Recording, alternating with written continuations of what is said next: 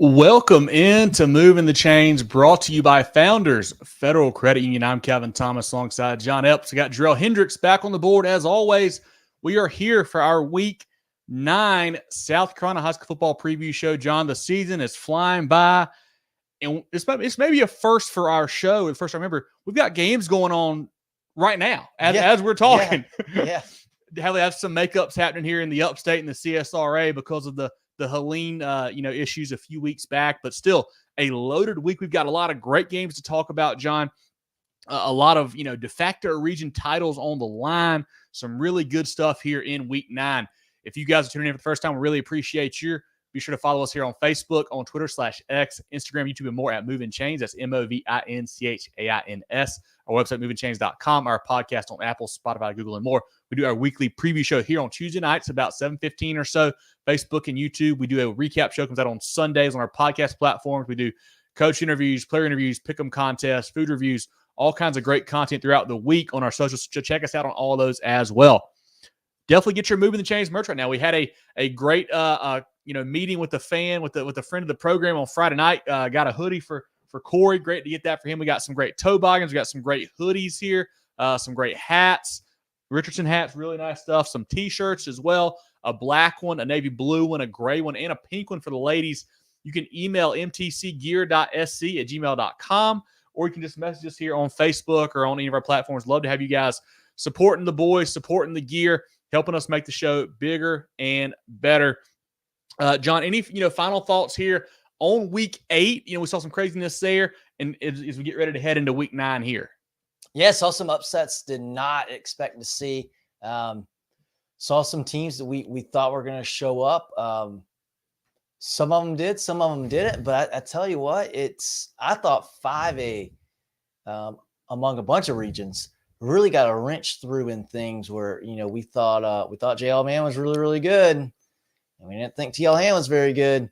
Well, that was not the case last week. Some surprising games that I think going is where we're now. Some of us are 2 games away, some 3, maybe 4, depending on what the schedule looks like from the playoffs. And it's getting more and more uncertain after you get from those top 2 or 3 teams in each class. No doubt about it. Well, as always, guys, feel free to chime in. Let us know about your game, your team, your thoughts. Love to hear from you. But, John, let's get started here with our Carolina Orthopedic and Neurosurgical Associates games of the week, our CONA games of the week. 5 of the biggest games across the state. We will go through those and then go down from 5A, 4A, 3A, 2A, 1A, and through the SCISA ranks as well. Looking now at our first CONA game of the week, a big-time 1A battle here, John, and that's Blackville-Hilda, the Fighting Hawks, traveling to take on Hunter-Kinard-Tyler, HKT, the Trojans. Both teams sitting at 6-1 right now. Not officially the region title, but I think it certainly is for in that region, man. 2 really, I think, teams that are, kind of similarly built, very physical, very big. They want to kind of mash you, want to run all over you. Blackville-Hilda last week beat Calhoun 41-12. HKT 42-0 or Wilson Elko. The Fighting Hawks averaging 30 on offense, 15 on defense. HKT 29 on offense, 13 on defense. Blackville-Hilda quarterback Samari Williams ran 10 times for 147 and 3 touchdowns last week. Also had a touchdown pass.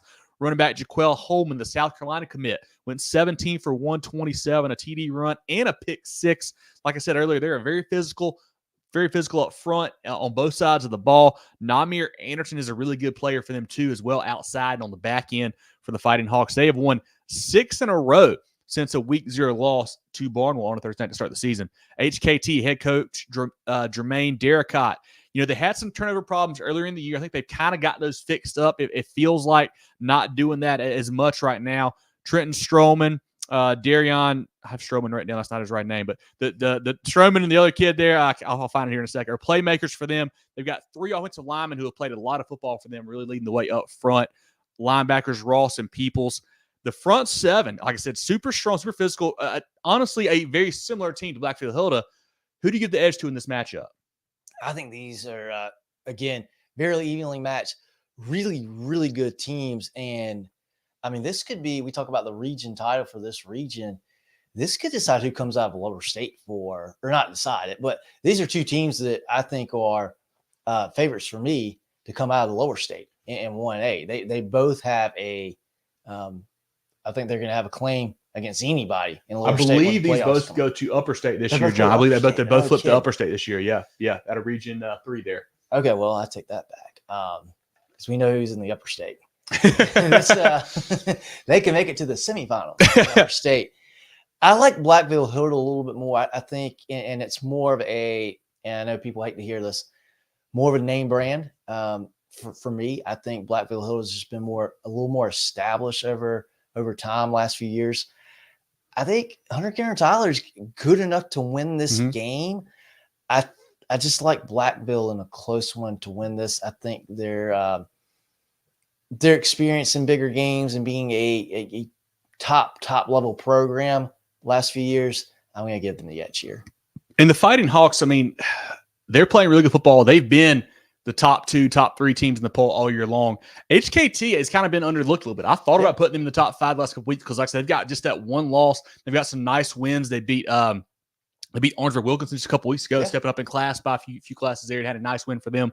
They are just a really physical team, man. And I think the worry for me on the Blackville-Hilda side is I think the way that you take advantage of HKT is you throw the ball on them. Like, Louisville had their way, kind of passing a little bit against those guys. But Blackville-Hilda is not really cut out to do that. I think, I mentioned Williams had a touchdown pass last week. I think he was like 1 for 7 or 1 for 8. But they don't try to throw it. They try to run it down your throat with Williams and Holman. And I think we're looking at a really low scoring game here. Grinded out, really physical football. And I think I'm going back Blackville-Hilda in a close one. Too much explosiveness with Williams and Holman. Yeah. I think they maybe break a long run or two. It's just enough there for them to get that win. Yeah, Holman, you got to think he's probably the best player on the football field in this game, too. If anybody's going to break one loose, probably going to be him. Yep. So I think Blackville-Hilda, I think you do as well, but certainly should be a lower scoring, hard-hitting football game. Definitely, I'd say the best 1A game on the slate this week. No doubt about it. And I mentioned, last year Blackville-Hilda won this game 33-18. I don't think it's quite that high scoring this year, but I think it's probably a little closer too. Yeah, should be a fantastic ball game. Jerel, any comments from you on this matchup? Any comments from the chat on this one, or just people who want to say hello and get the program started? Sure, we'll get those out of the way here soon. But yeah, just quick thoughts on this one. I think it's really tight, man. You guys made some great points with HKT, kind of laying in the weeds, but they've been fringe top 5. It's just really hard to place them in there with these 1A teams who are, they've played higher competition. They may have 1 or 2 losses, but it's kind of hard to slot them in there. But HKT is a fantastic team. They're definitely going to have the home edge there. They're going to have the crowd behind them. It's going to be a huge game here. Going to make it a clean sweep, though. I think Blackville-Hilda edges them out, but I don't think this is more than, a 3-7 point game. 1-score game here between these two sides. It's going to be very close, and it should be a lot of fun. But let's take a look at some comments before we get into it too far. Perfect. Or not. If my computer will work. There we go. Kevron says, hi, MTC Go War Eagles. Good to see you, Kevron. Great collegiate playing right now. Chris says, what's up, Chris? Good to see you, man. Appreciate you in here as always. Zach says, can't believe it's already week 9. Clinton goes home for their final home games. They face Blacksburg for homecoming and honoring the senior team on senior night. Okay, so double up senior night and homecoming all at once. How about that? How about that? Wyatt says Bishop England Bluffton's big game. It certainly is. That is a very big one in that region. Wyatt, we get to that one here when we get down to 4A. MJ says Louisville-Lamar, big one matchup next week. Yes, that probably one of the games of the week. We'll just go ahead and tease that one for that big 1A region title. Anthony says Marlboro bounces back against Loris. That's one of our games of the week here. Anthony will get to in a little bit. Terrence says, good evening, guys. Hampton County. Tough loss last week for the Hurricanes, but they are a very good football team still. Can make some noise in the playoffs for sure. Chris says Daniel's still doing Daniel thing. Showed up and showing out. Same as the rest of the season. Came with the playoffs. Yeah, Daniel's up big already today on Berea, Chris. Those guys are rolling, and I think that they're going to be rolling until they get some tough matchups late in the playoffs, and we'll see how it shakes out. Derek says, fellas, how's it going? Derek, appreciate you, man. Your Patriots are playing good football. They're on a hot streak right now. Maurice says, Strom in the Rebs. That's one of our games of the week, Maurice. We'll get to that one here in a minute as well with that big game against Saluda. Jerel says, good evening, fellas. Fairfield Central. Those boys are playing great football. They are really playing well right now for Coach Davis. They are a hot team in Upper State 2A. Anything else, Jerel? Let's move it on, guys. Our second CONA game of the week, a 5A matchup. James Island, the Trojans at 5-3, traveling to Ashley Ridge, who is 6-2. But remember, John, they actually lost a game to Berkeley earlier in the year. They had to, get back. They got the win back when Berkeley forfeited, so they're technically 6-2. On the field, they're 5-3. The Swamp Foxes are there. Last year, these teams did not play. This is their first time playing in a while with James Island jumping up a couple classes here to get together with them.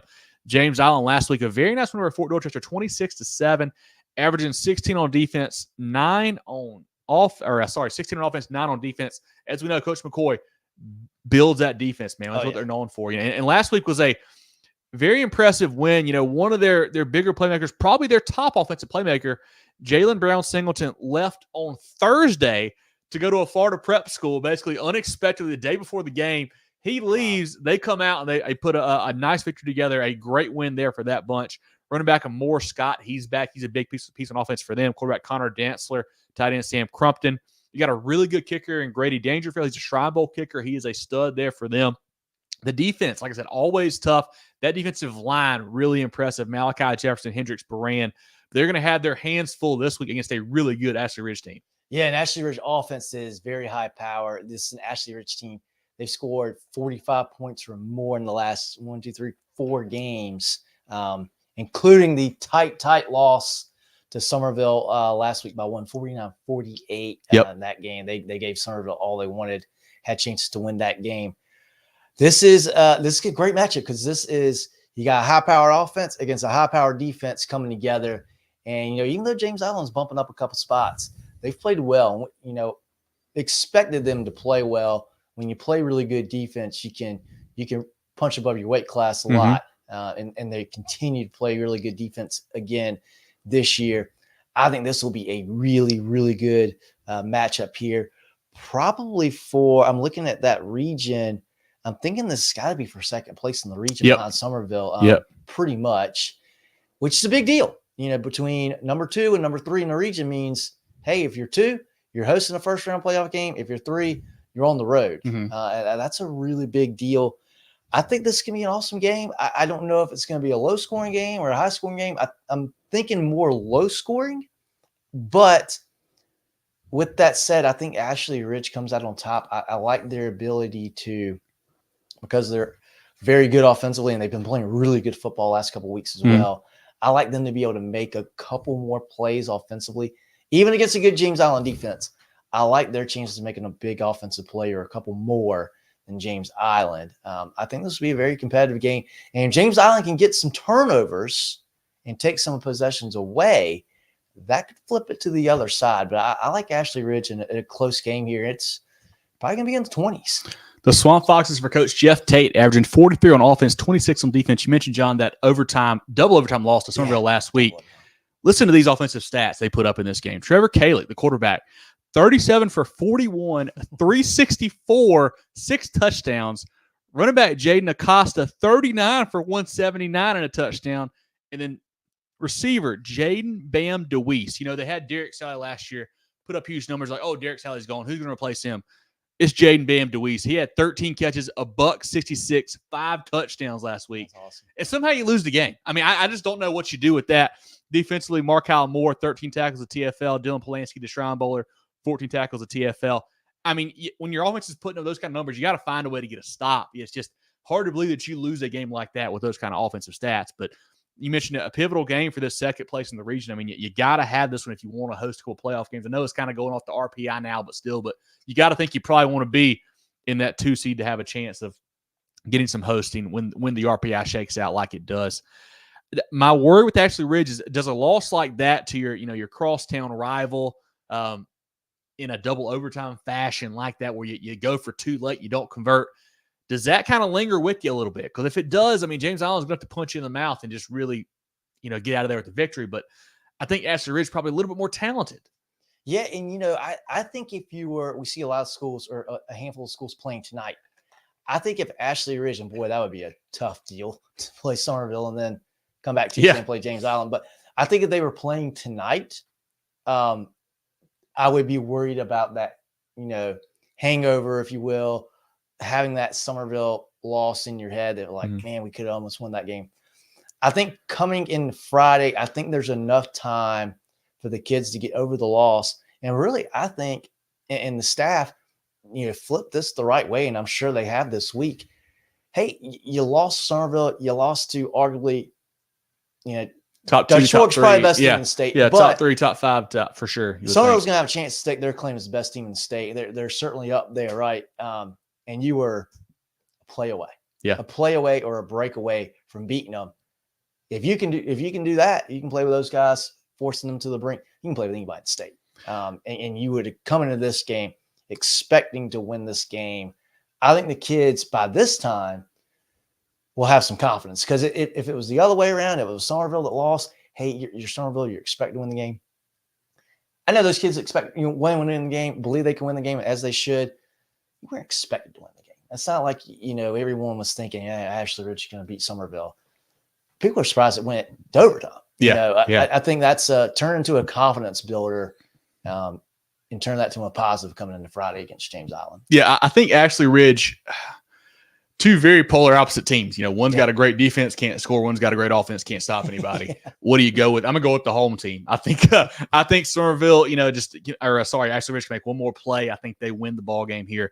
Close one, maybe a big pass from Kalick to Deweese. I don't know. I like Ashley Ridge in a close one, but should be a great ball game with very contrasting styles. Definitely the opposite of our first game, where it's two very similar teams. You got the exact opposite here. Jerel, comments from you or from the chat on this big 5A low country matchup?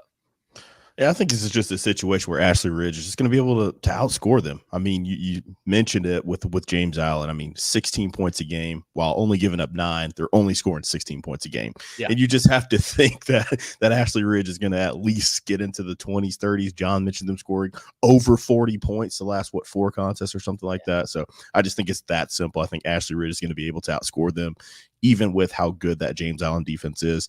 And hopefully they can bounce back from a debilitating. I mean, that was a tough loss there to Somerville, but you do have to look at those positives. You are a play away in double overtime from beating a top 3 caliber team in Somerville. So simple as that. I think Ashley Ridge gets it done.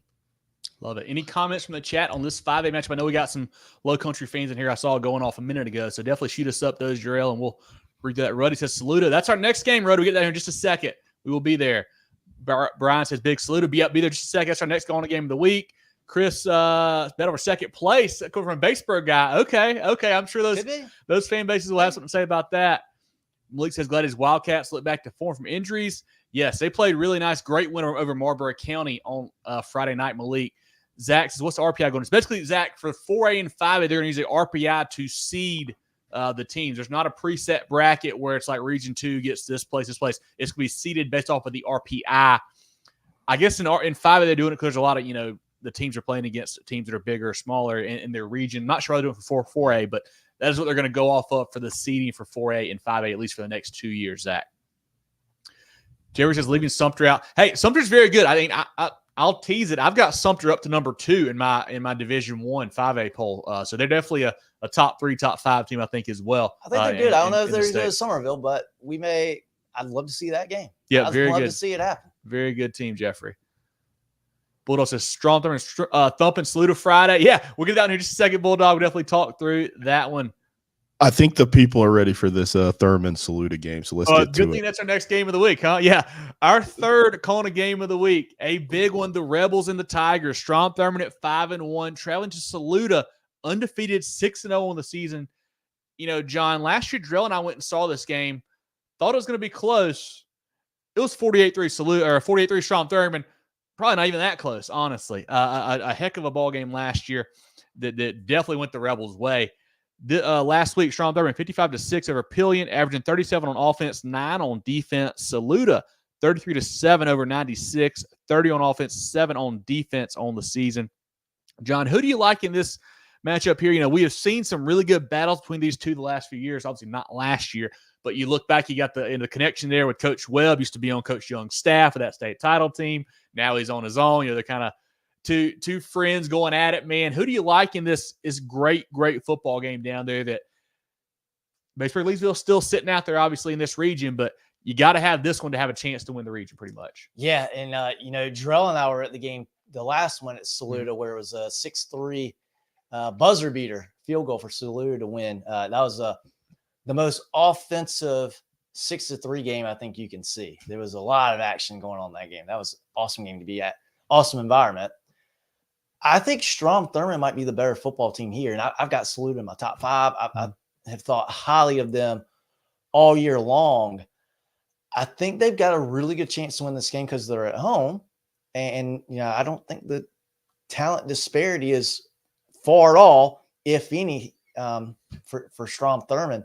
I think it's going to be a really, really tight game. It's going to come down to who plays better. I don't know that, if you were setting a line on this game, boy, I don't know what you would do. This is going to be as close of a game, I think, as you can have. I think we're going to see another, this decided in the final possession. I think a good chance of that. I want to say Strom Thurmon, but I don't know. I'm playing at home. We've seen that Saluda, or Jerel and I have seen that Saluda home atmosphere. It is awesome. I love the purple smoke. It's going to be packed out. It's going to be packed down on both sides. I feel like I have to pick Saluda because I've had him in my top 5 all year. But I think Strom Thurmon's a better team. I think Strom Thurmon's going to find a way to win this game. But you're picking Saluda. I'm going to pick Strom Thurmon. Okay. So I was going to say, wait a minute. I've gone Saluda all year, my top 5, but I think Strom Thurmon knocks him out this week. Okay, the Rebels last week. Cam Black, six carries for 93 yards and a touchdown. Deontay Phillips also a threat in the backfield. They rushed for 267 as a team that went over Pillion. Quarterback Bryshawn Lee, 7 for 10, 114, 2 touchdowns. Jay Sewell, 2 touchdown catches. Caleb Simpkins, he's a guy to watch out for. He's a player on both sides of the ball. Really good-looking athlete there for them. Defensively, the defensive line is awesome with Josh Merriweather up front. He's a stud, a north-south guy there. They got picks last week from Wigfall and Coleman, 2 guys on the back end that can really get it done. Saluda, running back Braden Williams, a $151 on the ground, 3 touchdowns running, and a touchdown catch last week. Quarterback Drew Arand, he's back. He had an injury earlier in the year. He's back. I think this will be his 3rd game back, I believe. Played a lot of football for Coach Young there. Receiver Vic Gaines, they spread the field. They want to run it. That's what they want to do. They want to spread it out and run it down your throat. So we'll see how that goes. Got a solid offensive line. Defensively, JT Lott up front's a monster. DB Jaden Folks, he's a big guy on the back end that makes a lot of turnovers and game-changing plays there. 2 really good defenses, John. Neither team has allowed over 14 in a game this year. So we could see a low-scoring game again. Our worry, we saw Strom Thurmon play North Augusta earlier in the year, and my worry was, can they score enough points to win big games? I feel like they've kind of got that figured out a little bit the last couple weeks. I feel like they've gotten, a little bit more into some comfortable packages and kind of, feel it out a little bit more. They're playing a little better on that side of the football. Saluda, I have some of the same worries. Like, how good is that offense? I know the defense is really good, but can they stop anybody? They cause a lot of turnovers. And I think with Strom Thurmon, what they're going to do with Coach Webb is they're probably not going to put the ball in too many dangerous positions where Saluda can turn them over, honestly. So I think the Rebels, that has to be a factor there that helps them out. And I saw this stat. I don't know if you guys who are Strom Thurmon fans and Saluda fans can correct me on this or tell me I'm wrong, but I saw there's a chance that Strom Thurmon is 24-4 at Saluda. Last loss 2003. Is that really right? Hard to believe. Is that right? I don't know if that's right or not, but that's that's what they're saying in the chat. That's a the domination correct number. there. That's domination there, Jerel. And again, I don't know history with this rivalry very well, but I want to say, has Strom Thurmon been 3A a few times and Saluda's been 2A? I feel like Strom Thurmon used to be bigger for sure. Yeah, I feel like Strom Thurmon is typically the bigger school in the matchup. What you think that has to do with it is up for debate, right? But I know that's a factor, part of it. But that's a big number. It certainly is. Certainly is. Yeah, Marie says 24-4 at Saluda Stadium. That's incredible. Okay, well, there we go. Yeah. I'm glad it's been confirmed. I saw that somewhere in a newspaper article, something like that a couple weeks ago. I was like, man, I got to write that down for the show. So definitely interesting there to hear that. Wait a minute. That can't be right, because we saw Saluda beat Strom Thurmon. No, Strom Thurmon won that game, didn't they? Thurmon won the game. Yeah, Thurmon won that game 6-3. Yeah. Because it was the Strom Thurmon side that was going nuts. Yep, that's right. Anyway, I think we're in for a barn burner. I think we're in for a tight game here, a low-scoring game, much closer than last year's 48-3 mark. I believe Strom Thurmon with the run game with Blacks and Phillips and maybe some kind of play with Simpkins to get him loose. I think they may just enough plays. I think they win this game. And I'm thinking like 21-17, 21. I'm thinking really low scoring here. 2 coaches that know each other really well, obviously know what each other want to do. The great atmosphere. It's going to be a great ball game down there. I'm going to go Strom Thurmon, the Rebels here in a close one. I think they get a win. And this is a must-have game for both teams if you want to have a chance to win the region, really. I agree. I think it's going to be lower scoring than that. I think we're going to see a lot of turnovers again. We saw that 2 years ago, and it is completely different teams. But I think with both offenses against the best competition they've played, they've struggled a little bit, right? Yeah. I think both defenses are really, really good. They're going to really create some havoc for the offenses. And both offensive sides, I think, are going to try to press a little bit. They're going to feel the pressure of the atmosphere, right? Yeah. And I think the defense is going to pounce on that. And I think we're going to see some turnovers and make that even a lower scoring type game. And don't forget, maybe if anybody gets to the 20s. Strom, Thurmon, the Rebels always have a good kicker. They got another one this year too, so watch out for that. One thing that I do want to know about these two teams, John and Jerel, and I'm more interested to see how this shakes out. I feel like neither one has played the toughest schedule yet. I think, Strom, Thurmon, they played North Augusta, obviously a big 4A school, played tight in that game there, held up well up front. That was really impressive. Even though they lost, they played well in that one. Saluda, they played Chester. That was Chester without Trooper Floyd. How good is Chester this year? They played Southside Christian, who's probably not the best, team to compare against right now. So neither team has had a daunting schedule, you could say, to this point. But I still think the Rebels a little too much firepower. I think they win this ball game on Friday. Yeah, and this will be whoever wins this game is going to be their signature win because neither one really has one this year. We thought Strom Thurmon really did something by beating up on Silver Bluff early in the year, but we see Silver Bluff is not the typical Silver Bluff squad that they are. So this is going to be outside that North Augusta game, which of course they lost. This is going to be the toughest game by far. For both sides, for sure. And don't forget, I believe Strom Thurmon also beat Emerald. That's not a bad win there either, because Emerald's not a bad football team there, and a bigger school as well. Yeah. Jerel, comments from you on this game. I know we got a bunch from the chat, so if you want to pop in with your 2 cents, love to hear from you. Obviously you saw Strom Thurmon in person with me a few weeks back. Have not seen Saluda this year, but I know we've been, we talked through these teams a lot in our little group chat the last few weeks. Yeah. I know one thing. This is going to be a hell of an environment. It's going to be a lot of fun. I know that, like John mentioned, we caught that game a couple years ago. And me and Kev caught the one last year. I mean, it's going to be a lot of fun. So if you're in that area, definitely go check it out. I mean, we've seen some streaks broken this year. I mean, we saw Greer knock off Burns. That was a long streak. But I don't know about this one here. I think Thurman's going to win it. It's kind of weird. I'm the same way. I've got Saluda ranked in my poll this week, but I think Thurman's just a little bit better. So I think they're going to be able to get the job done. And it's I think Saluda's deserving to be ranked, but I think there might be a little mental edge. You think about these rivalry games, and if one team has an advantage over the other mentally, that kind of weighs on you a little bit. But like you said, it's going to be pretty evenly matched. But I like Thurman winning this one. I know we all pick Thurman, so it's going to probably be one of those where we get put on the TV. Put us on the TV, yeah. Hey, so it's going to be a lot of fun. Saluda hadn't scored a touchdown against them in at least 2 years. So, yeah, that's a good point. But lots of comments. I'll try to filter through them. They keep coming quickly, so a lot of people are excited about this game, as they should be. Certainly going to be a fun one. Give me just a minute. I got to refresh. I'm getting new comments every 2 seconds. So here we go. It's gonna break the program here. I mean, it really is. So and John, if I remember correctly, this may have been the first actual food review Friday we did too with you and Jerel and Saluda. That may have been the first one. I don't know. Maybe they had a good hot dog, you told me. They did. And they had, you can get a bowl of peanuts. I mean, you get a bucket. Sign me up for that. Jerel says, good evening. Good to see you, Brad. Good for being here, man. As always. Shay says, Spartan Grove Vikings. The Vikings are playing great right now, Shay. Thank you for joining us tonight. Bulldogs, that's our home field, LMAO. It certainly has been the last, 30 years at least. 21. Versus it's true. Omar's a stat man. Hey, I trust you guys on that one for sure. Zach says Clinton lost to Thurmon in 2005 and 3A state title when Coco Hillary was there. Oh, so Thurmon was definitely bigger back in the day. I do remember that. Former Gamecock. Bulldogs is finally healthy. That's a huge piece too. I know they're missing a couple guys earlier on and have got them together now and playing good ball at the right time. Ruddy says 214 Saluda. Yeah, I'm thinking kind of around that scoreline feels about right. Ballsman says Strom Thurmon dominates Saluda. Chris says Emerald's not a bad team, man. Come on now. Hey, they're decent. They're not good. They're not horrific. We'll put it that way, Chris. Bulldogs says Strom Thurmon rolls. We own them. Marie says Rebels.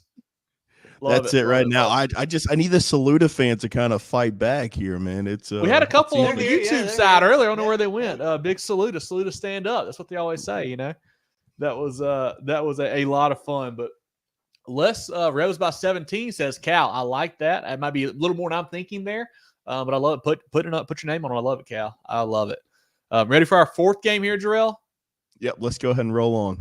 Perfect. Our fourth and final CONA game of the week, a big 3A matchup, a game that looked a little bit bigger last week before some of the results we saw, and that's Loris, the Lions at 7-1, traveling to take on Marlboro County, who is a surprising 7-1 now after that last week loss to Dillon.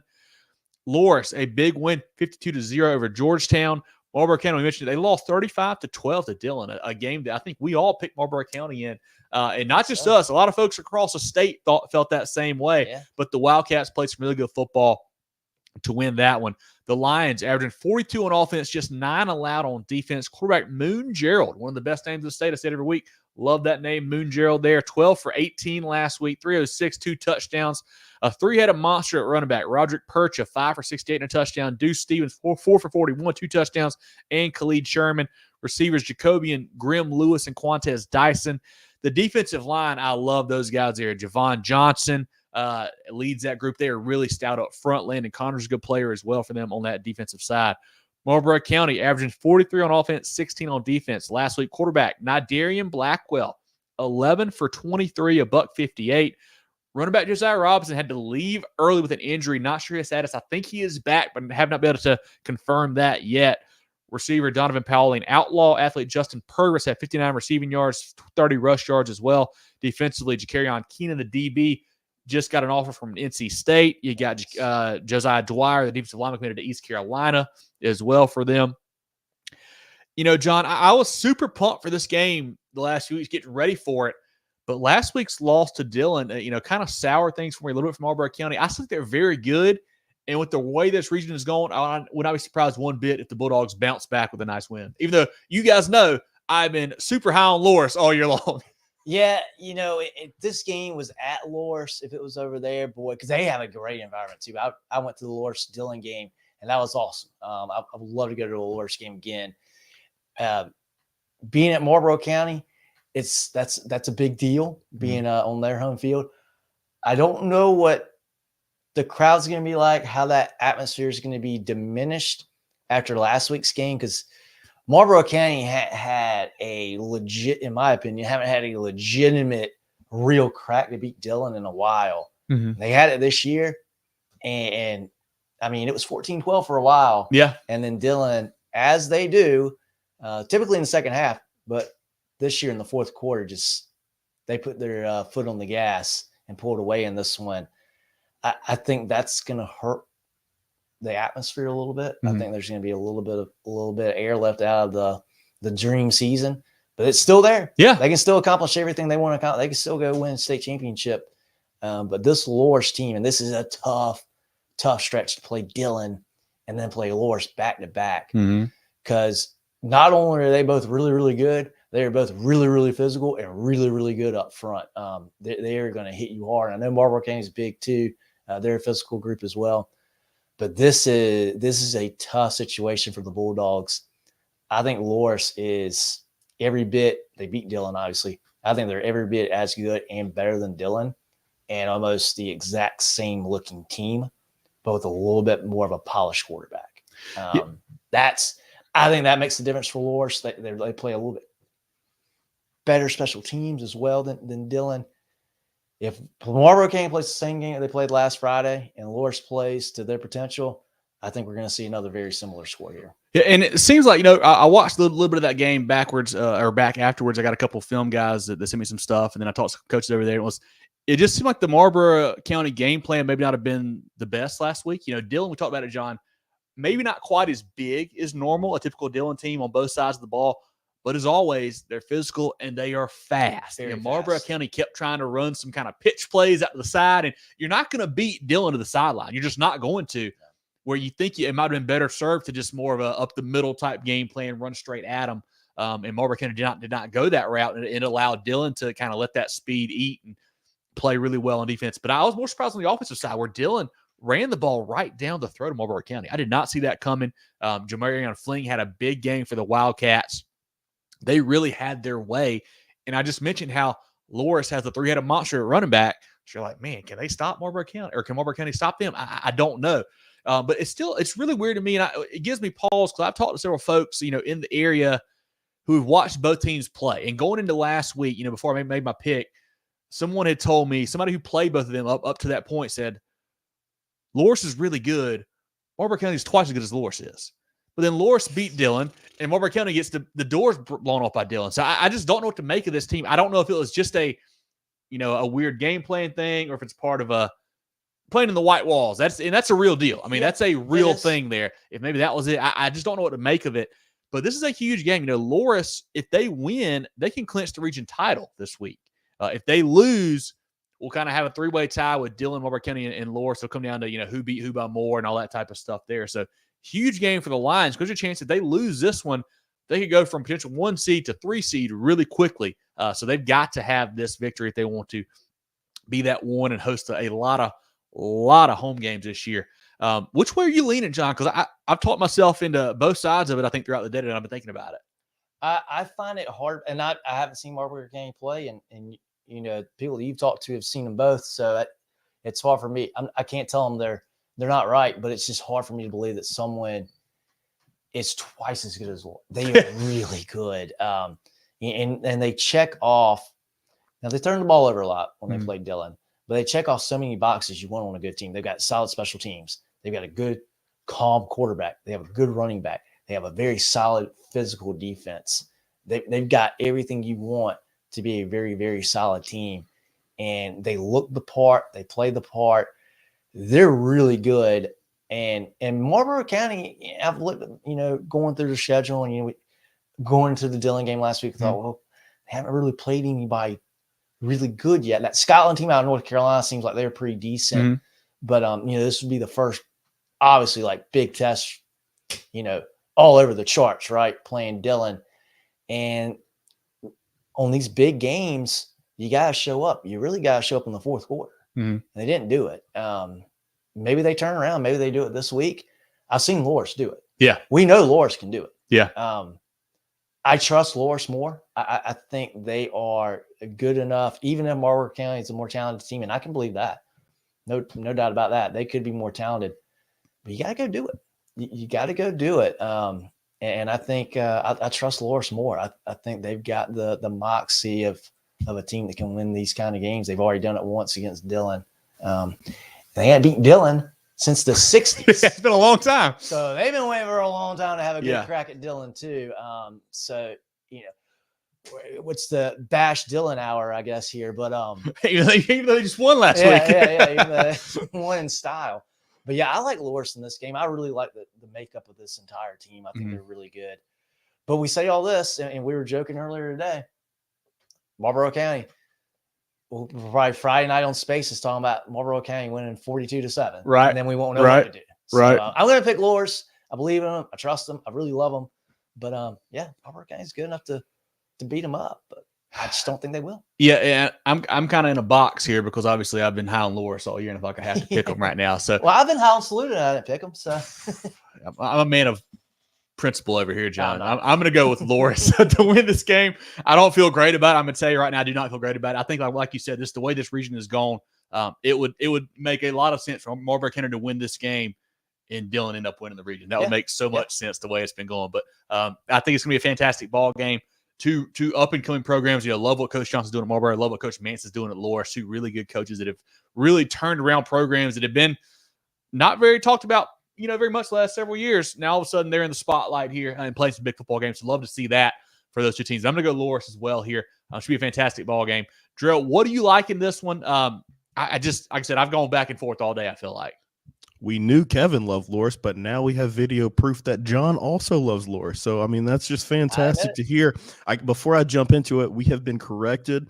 Love that the viewers of the program, going back to 2 years ago, Saluda and Strom Thurmon played again in the third round of the playoffs. Saluda won that game 28-0. That's they scored touchdowns right there. That was at Strom Thurmon, so I wanted to get that out there. But now, wait, where was it? Where was it? It was at Strom Thurmon. So okay.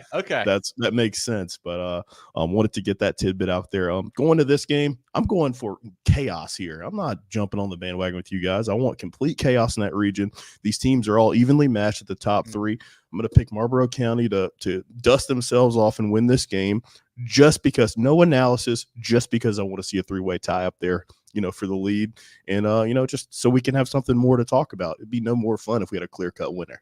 And I do think it's a big deal. The running back spot for Marlboro County, Robinson, is he back? Is he not back? I don't know. And if we have any viewers who know, let us know. Hopefully Anthony can let us know. How serious it was on Friday night. I know he left like second or third play of the game. Like, did not play very long, I don't believe at all, before he had to come out. So that is a big loss. You definitely want to have him back if you can. But Jerel, any comments from the chat on this 3A matchup? In other news, Daniel won 56-0 in an hour and 24 minutes tonight. So wanted to get that. I think that who they play Berea this week. You know what? That was gonna be our next CONA game of the week too. I don't know what to do with that now. I hate to see that. Already over. Tank says, let's go, Loris. Appreciate you joining us, Tank. Should be fun. Chris, that'd be second place. No, probably either for first or third, I believe. Actually, is how it's going to work out, it looks like now. Yeah, because if Loris wins, they would be de facto region, 100% region champs. Lock it in. Yep. If they lost, who knows? Could be 3, could be 2. That shakes out. Yeah, exactly right, Anthony. I think him going out was a big deal. High ankle sprain. I know you can try to tape it up, but that stuff can be lingering. So I don't know what to make of that. I don't know how it's going to be. He thinks Marlboro's going to run away with it. Certainly could, man. When those boys get rolling, they are a tough team. Morris is dealing that starters out, Injuries in Hartsville Loris games. We're seeing now it's a complete team. Okay. Yeah, playing better football for sure. Still a couple things to clean up. Obviously the blocked field goal there really let Marlboro hang around last week. But they're playing much better football, man. Even with Damo Felton went out early in that game. Jamarion Fling, huge game in the backfield for the Wildcats. Let's get to that SCISA game, guys. Perfect. Our 5th CONA game of the week, our SCISA game of the week here, John. The Bethesda Blazers at 6-2, traveling to take on Pee Dee Academy, the Golden Eagles at 7-0 over at the Lawn. Both teams had a bye last week. Bethesda averaging 26 on offense, 15 on defense. Pee Dee 39 on offense, 12 on defense. The Blazers started 0-2, have now won 6 straight. And the big change there, after that second game, they benched their quarterback, went with the freshman, Jordan Turner. He's playing great football, 9 for 13, $155 last game. Running backs, Asir Best and Jordan Cheever. Cheever went 11 for 115, 2 touchdowns in the last game. Receivers, Malachi Morris, Christian Vaughn, and Raleigh Wesley. They have a lot of speed on offense, John and Drew. They can fly around there. Defensively, the defensive line, very big. Just space fillers up front for them, it feels like. Isaiah Reynolds, Nick Jackson, Jeffrey Armstrong are big players for them as well. Pee Dee on the other side. Colby Richardson, the quarterback, last game, 19 for 22, 228, 2 touchdowns, 6 rushes, another 42 yards, another touchdown there. The Coastal Carolina baseball commit there. Very cool. Richardson is. Running back Tristan Heckman, he's the anchor of the team on offense, and then at linebacker, he plays a solid role there for the Eagles as well. Receiver Miles Trussell, matchup nightmare, 9 for 132, 2 touchdowns last game. Receiver Jameson Rogers, also a weapon for them. Really big offensive line. Be a great matchup against that defensive line of Bethesda this game. Defensively, Ryan Small is a good player on the back end, along with Martin and Heckman, those guys we already mentioned there for the Golden Eagles. What worries me for Pee Dee, John, is this is their first game going to be in 21 days. They had the bye last week that everybody had in SCISA. They also had a team drop out in the week before, so they have not played now. It will be for 3 weeks. We saw it last week, that Woodruff game. That worries you. Does it take you a while to shake off some rust? I don't know. The Wolverines played well last week. They didn't bother them. But the Golden Eagles, obviously, you worry about practice. Can you get the guys up and they're ready to go and game speed and whatnot like that? But who do you like in this game? I think this, honestly, John, is a preview of the 2A States Howdo game. I think I think they're in the same region, so probably can't be. But I think these are the 2 best teams in 2A this year. Yeah, this will be a great game. I know Pee Dee is pretty steamrolled through their schedule so far. This will certainly be, I think, will be the closest game they will play this year so far. I'm just going to take Pee Dee because they're at home. I think they're extremely even. I was going off of that Hilton Head, looking at that Hilton Head prep game. That's the one common opponent they have, almost identical. Really good teams, really, really good teams. Pee Dee's got a little bit of that pedigree, a little bit of that history, right? I'm taking that into account as well. I'm going to go Ho team here in a very, very close game. I think the key for me is that Pee Dee Academy offense has been just unstoppable all year. I mean, they put up points on everybody from Trinity Collegiate to Florence Christian to, whoever they have played, they have done big numbers. Richardson and Trussell are just really, really tough, man. That's a heck of a connection. Trussell, 6'1", 200 pounds outside. You don't see a lot of those guys at SCISA, especially in the defensive back spot. So how are you going to stop him? I don't know how you guard him. I think big game from those two, as always. I think the Golden Eagles at home, too, should be a great atmosphere. I think they win this game. I think they win it probably by a couple scores. Okay. The only worry, like I said, is there any rust from a couple weeks off. But I think they've got a better football team right now. I love what Coach King's doing there, playing really good football, trending the right direction. They're on a roll so far this season. Yeah, and I think, we saw it with Woodruff last week. I think when you're talking about good teams, there's not a whole lot of rust to shake off. Yeah. And I think the same can be said for Pee Dee. Maybe a little bit here, at the beginning, but I think for the 48 minutes that are on the clock, they'll be just fine. Yeah, Jerel, comments from you on this ball game. I don't know if the chat's popping off or not, but what do you think about this big SCISA matchup here on Friday night? Theme of the day for me is chaos. I'm just going to go for Bethesda just because I want Bethesda to win this game. I think Pee Dee's going to win. They'll get their get back in the playoffs and go on to win a state title. But Bethesda's going to win this regular season matchup. It's going to light a fire under Pee Dee, and then they're going to go get that trophy at the end of the year. All right. I love it. Well, once again, guys, our CONA games of the week, we had Blackville-Hilda at HKT, James Island at Ashley Ridge, Strom Thurmon at Saluda, Loris at Marlboro County, and then Bethesda at Pee Dee. Those are our 5 CONA games of the week. If you missed part of the show, you can always go back and watch them at the beginning. We will have it there once we get finished here. You can go back and check it all out and see it all. But Jerel, let's go chat to some friends of the program here before we look down, starting at the 5A slate. A single moment can ignite a passion. With every play, a spirit of teamwork is forged, and determination evolves into success. Life is the ultimate team sport, and a trusted teammate makes all the difference. Our team at Founders Federal Credit Union works hard every day to offer the financial tools you need, backed by unrivaled member service. Relax, you're with Founders. The George Agency has been serving the insurance needs of South Carolina for over 40 years. They're a full-line insurance agency concentrated in employee benefits and health insurance with an office in Mullins and Myrtle's Inlet, but they can help you all across the state. They have clients in Greer, Rock Hill, Columbia, and more, so wherever you are, they can help. Give Bradley, Wayne, Richard, and the crew a call or check them out online at thegeorgeagency.net. That's thegeorgeagency.net.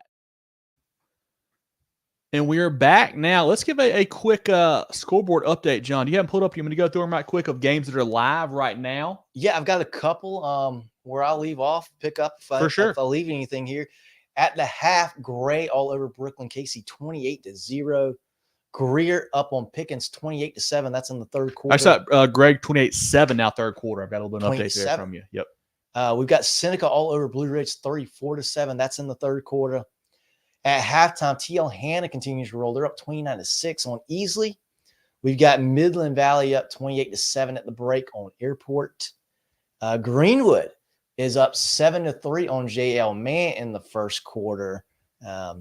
Something's going on there. Is that game over at Slayton Field? JL Man, yes. Might have to go that way out of here. We've got South Aiken and Gilbert tied at 21 all at the half there as well. That's all I've got. And I've got Hillcrest 21-0 over Greenville. Looks like second quarter there. And you said North Augusta Aiken already? I did not. North Augusta 48, Aiken 0 currently. Daniel, like Jerel mentioned, already beat Berea. Do not have an update on Malden Woodmont yet. I'll try to find that for you guys here in a little bit. The streaking Mavs, the red hot Mavs, 2 in a row now for them. But John, let's start looking now at the 5A slate. We will go through that. Yeah, so let's flip over to Friday here. We've got Fort Dorchester going to RB Stall. West Florence will be at Westwood. That's a sneaky good game there. Westwood is playing some good football right now. The running back Angelo Rios had a huge game with our players of the week there for Coach O'Connell. The West Florence defense, we thought they were really good early in the year, kind of been exposed the last couple of weeks. Ridgeview and Sumter really had their way with them. This is a key game for seeding there in that region. I think Ridgeview's playing really good football too. Mm-hmm. I think West Florence is the better one in this game. I like West Florence to win this one. Westwood, with all those stats, really in a tight game at the beginning against not a great look-off Elgin team. We'll see Clover going to Nation Ford. Stratford will host Wando. Berkeley on the road against Lucy Beckham. Interesting game there. Berkeley has been kind of up and down. It feels like, they took the weird loss to Goose Creek a couple weeks ago. I still love what Coach Lodge is building there with Boone and Bash and Henry Rivers. Lucy Beckham can't find the offense. That's been the issue since the last couple of years. I think Berkeley wins that one pretty handily. And Goose Creek's playing better football in their own right. Mm-hmm. Rock Hill will host Catawba Ridge. Rock Hill, not a great look against Northwestern. And we thought they were playing good football, playing better football, and they are. Northwestern's a different animal. Catawba Ridge, a team I mentioned I think on our recap show, maybe on Spaces Friday. That's a team that's kind of flying under the radar. I think they're 5-2, 6-2, something like that. They lost to Northwestern. They're not a bad football team. Lost to Chapin early in the year as well. They've got some playmakers there for Coach Lindak. Rock Hill, that'll be a sneaky game there in the York County area this week. Yeah, that'll be a good game. I like Catawba Ridge by a little bit in that one, but with the talent Rock Hill has, you never know. Mm-hmm. Fort Mill will go to Indian Land. Conway at home against Socastee. Somerville will host West Ashley. Wade Hampton is at home against Eastside. Dorman goes on the road against Gaffney. Man, it's sad to see what that game has become this year. Usually that's a huge game, but this year it feels like Dorman can't quite get it going on offense, man. They had played some really good football earlier in the year. They beat a good Greenwood team, we felt like. They had a couple other nice wins. The offense has just not been, clicking for them lately. They've been really struggling on that side of the ball. Gaffney, another team that's kind of had some offensive problems lately too. Javon Gilmore, not a great game last week. I believe they actually took him out for a little bit there. Jamarcus Smith kind of carried that team on the ground. They've got to find some offensive pieces too. Riverside had them, in a dogfight last week. And Gaffney's got to pick it up a little bit there for sure for the Indians. But I think they're certainly the better team in this ball game. And then was it Burns 2 weeks ago that had Gaffney on the ropes? Yes, double overtime in that one too. Yeah. So the Indians not playing their best football right now. I don't think, but that we know they got the talent to certainly turn it on at any point. Well, they got to do it because if they have another game like this, we're going to see probably another game sub-20s and if you're 14, 17 points, just about anybody's going to be in the game there. Yep. St. James will be at home against North Myrtle Beach, looking for their first win of the year. North Myrtle Beach is also 2-0 in the region now. I think they won a couple games in a row after starting off really slow. Running back Drew Prince is a good player there for Coach Hill. Don't let the Chiefs get hot, man. Well, we'll see. Lugoff Elgin, they will go to Harry Perrone Stadium and play Spring Valley. We talked about one of our CONA games of the week, Ashley Ridge hosting James Island. That's a great matchup because you got good offense, good defense squaring up there. You got Burns going to Spartanburg, which is a pretty big game for we talk about RPI, but it's a big game. Spartanburg should win this game, but Burns playing better football. Spartanburg, really impressive winner of Bowling Springs last week. I did not see that coming. The offense kind of got going. They jumped on a 21-0 right out the gate, 27-0 at halftime there. Just dominated Bowling Springs last week. Burns has been really feisty this year, John. They haven't put up the flashy numbers. They don't have the great-looking offense, but the defense is playing well. They're making some special teams plays as well. I think Chu Harris had a touchdown return last week for them. I think Spartanburg, though, with Coach Hodge, I think they're better than we gave them credit for earlier on in the year. I think they're a pretty good football team. I think they win this game. I think so. Hey, I've been giving them up. I've liked them all year. True. Maybe that's me. And that will be all for Friday night in 5A. Riverside, Bowling Springs. You get that Riverside, one as well? Bowling Springs. Riverside, Bowling Springs. Let's see. Our Saturday game, we've got Woodmont will go to Hillcrest. Mm-hmm. Greenville is at TL Hanna. JL Man will go to Malden. Greenwood hosting Easley. And as we flip back to Friday, our HTC game of the week will be Carolina Forest at Myrtle Beach. At Myrtle Beach. Doug Shaw Stadium there. Two teams that we think are probably the best two in that region. But maybe North Myrtle Beach has something to say about that. We'll see here. But once again, our HTC Hometown Connection game of the week, Carolina Forest at Myrtle Beach. Carolina Forest 3-3-1, Myrtle Beach 4-3. Both teams had a bye last week. This is a region that decided when that extra week got added on, they were going to basically take a bye week 8 and move all those games to that last week. So everybody in that region had a bye last week. The Panthers, 31 on offense, 29 on defense. Running back Jaron Fox, their last game, 9 for 156, 2 touchdowns. He's doing a great job on the ground. Quarterback Patrick Mullen, receiver Nicholas Zinconi. Head coach Mark Morris, you know what he wants to do on offense. They want to no huddle it. They want to hurry it up. They want to shotgun it, and they want to run the ball. And Jaron Fox has done a great job so far with them on the ground. Defensive back Charles McCray, it's a big player on that side for them as well. Myrtle Beach, 27 on offense, 21 on defense. Quarterback Gibson Goodrow, running back Michael Cohen, and they go with the Rhino package, basically that, Wildcat with Antonio Brown as well. Receivers John Simmons and Amari Brown. Defensively, Ashton Keith is a good-time linebacker for them, and head coach Mickey Wilson. Two teams, John, that really play tough non-region schedules. And, I think that Myrtle Beach, I believe, had likes of Sumter and West Florence, and I know Carolina Forest, I think, had Irmo, and I think Myrtle Beach may have had Irmo as well. Yeah. So they all played really, really tough teams. Carolina Forest and North Carolina as well. So two teams that were really tested in the non-region play have really started playing better now they've gotten into their own region. This is a fun ball game here. Two teams that want to run it. It could be a very fast game. We keep that clock running there. I think it comes down to which quarterback makes a play or two. I think Myrtle Beach, Gibson Goodrow makes one more play, either scrambling or just a normal drop back pass there. I like the Seahawks in a close one here in our HTC game. I'm going to go Carolina Forest. I think Carolina Forest edges them out, but I agree with you. I think it's going to be a really close game as well. Love that. Jerel, any comments from you on this one? Like we said, it's not a guaranteed region championship, of course, but it puts you in the driver's seat because I think the only team undefeated right now, I believe, is North Myrtle Beach in that region. Most definitely, yeah. I think this one's going to be tight. We're going to be split here as well. I think Myrtle Beach wins it. I just like them at home. Like Goodrow, I think he's going to be able to make a play as well. So I like them to win this one. Doug Shaw is going to be a good one. Hopefully, people pack the stands for it. Certainly, that's our HTC Hometown Connection game. Carolina Forest at Myrtle Beach will be a big one on Friday night down at Doug Shaw Stadium. John, or I guess Jerel, any comments on 5A before we look down to the 4A ranks? One more note, I get a score update, that Malden-Woodmont game. End of 3, Woodmont's up 27-21, so a very good football game there. Interesting. Woodmont, a team that had some injuries earlier in the year. The quarterback, Jordan Sink, was out. I believe he's back now. He is. The Wildcats. So could be a fun ball game there down the stretch, it sounds like. Malden playing some better football there. Mm-hmm. Want to hop in 4A? So, maybe yeah, not. Let's hop into 4A. Looking down at 4A now, John. All right, we'll start with our Friday games. We've got Hilton Head hosting Colleton County. Westside will be at Lawrence. Man, Westside just continues to roll. I mean, it was very smart of Coach Lane to play such a tough non-region schedule because in the region they're not going to get it. I think they've got Wren here in a couple weeks. That will be good. Their toughest game by far in the region. But outside of that, they're not going to get tested. So that was a very smart strategic decision to play such a tough non-region game or non-region schedule. I think they're going to roll again over Lawrence this week. Yeah, they certainly should. Richland Northeast will be at home against York. Beaufort is on the road against May River. South Point will go to Dreer. Fountain Inn at home against Emerald. South Florence at home against Lower Richland. The Bruins, I want to mention them. They're a team that is, I think, trending upward. We worried about their offense earlier in the year. They had a couple of really big losses to some non-conference, non-region teams like Northwestern and whatnot, but they have played really good football last couple weeks. I think the offense has kind of gotten going. I think Trey Leonard had like 9 carries for $180 last week, like 20 yards a carry for them. They're getting it done on both sides right now for Coach Marley. Yeah, playing really good football here down the stretch. Crestwood will go to Darlington, a much improved Darlington squad. Even though tough loss last week to Hartsville, Hartsville I think is playing good football as well.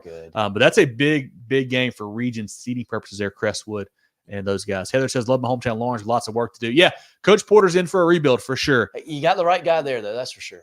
Southside Texas could be Hartsville, South Florence, two best teams in Lower State for a big game next Friday. Yeah, I believe that is the last game of the season there, that week 10 there. That will be a fantastic football game, I think, in 4A to see who wins that region and I guess gets, probably the higher seed out of the RPI in that 4A spot. Yeah, they certainly should. Southside will go to Wren. Hartsville, we talked about, they'll be at Lakewood. Bishop England at home against Bluffton. And Camden will be on the road against Lancaster. That Bluffton-Bishop England game is a big one, too. Bluffton's got a really good offense. Bishop England's playing pretty good defense right now. Two contrasting styles. Who can come out on top of that will be a lot of fun. Bishop England's a team that I feel like I hadn't got a good read on them all year. I feel like they're going to lose and they win. I feel like they're going to win, they lose. I don't know what to make of those guys right now for Coach Hall, but it should be a fun game down in the Low Country. Jerel, any comments on 4A or even back to 5A as well before we look down to the next rank? We've got some Saturday 4A games too. Hold on, John. Or hold on, Jerel. Sorry. Well, hold it. Go back. So our handful of Saturday games, we've got Gray will be hosting Aiken. Gilbert goes to the airport. North Augusta hosting Brooklyn Casey. Daniel will be at home against Blue Ridge. Berea will go to Travelers Rest. Dog Bowl, Get Jerel. excited about Dog Bowl, Jerel. Hey, win number 2, baby. Let's go. Yes, sir.